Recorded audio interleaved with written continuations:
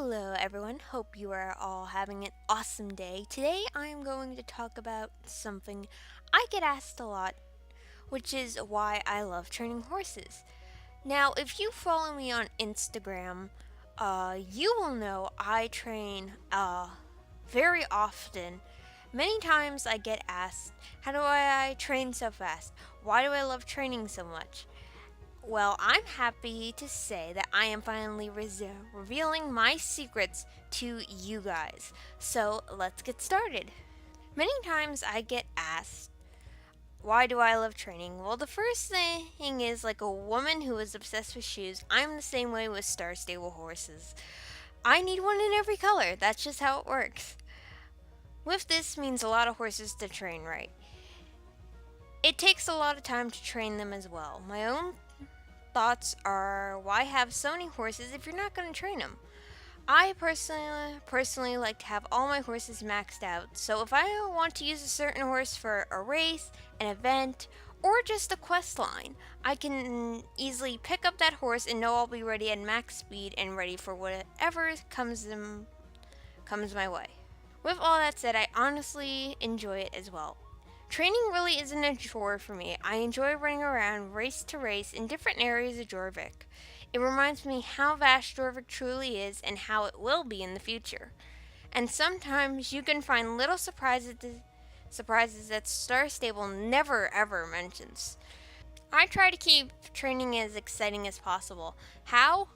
One of the biggest things is, believe it or not, outfits. Yes, outfits. I always make a new outfit each day I train. Using one training outfit for one horse can become very boring, and you always know what to expect. So, my first secret, make new outfits every day when you are training. If you have trouble making outfits and takes forever, I totally understand. I personally make mine before I log off the night before, so I'm ready to go as soon as I log on the next day. Another thing to keep training exciting, switching routes. Yes, I always switch my routes around constantly. This keeps things new and fresh, even if I choose to go back to an old route. Over time, this makes me want to train more often, and as I said before, sometimes SSO does add little surprises that you will never expect. Sometimes I will log off at a certain race station away from my home stable to do this. For example, if my home stable is Mistfall and I want to start at Golden, I will log off there so no hassle running around. Have you ever found yourself falling asleep to the music around SSO while you're training? You're not alone. This has actually happened to me too. One of the ways I combat this is actually turning off my SSO sounds and actually replacing it with music.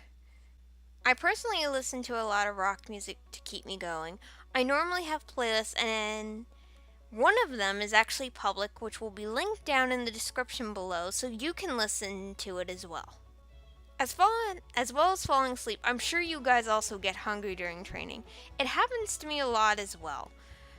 You normally just grab something small, like fruit snacks, goldfish, granola bars, something really simple. It's more than okay to take a small break though. Never be afraid of a snack break, I always say. Also, one of my final secrets really isn't mandatory or needed, but it's still kind of a fun thing regardless. Running pets. Yes, running pets. Who doesn't want a fun running pet around, almost cheering you on in a certain way? Personally, I like to rotate my pets so that way everyone has a chance to come out and run. How long does it really take for me to train horses is normally the question I always get asked. Normally it takes about 4 to 5 days depending where I start after I max a horse and if I have races left. I always start on the next horse as soon as I finish getting it to max level. Keep in mind, depending where you are level-wise in-game and what you have unlocked will determine how long it will take you to reach max level for you. Another thing I do is I make a list of horses that need to be trained. And if I do have multiple horses to train, I almost never train one breed of horse at a time. I switch it up. For example, if I train Max a Lusitano. Then the next horse will be a Hanoverian. Switching different breeds keeps training exciting for me personally. I find training an entire breed over and over again can become very boring. This is where variety is important. My final and last secret for you guys is something that's kind of obvious. It's doing the pony and Icelandic horse race. It seems simple, yes. However, it does go a long way. It will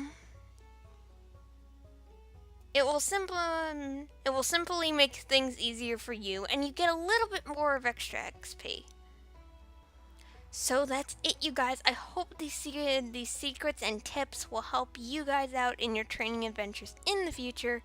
As always, keep it positive. Happy trails, everyone. I will see you in the next video. Bye!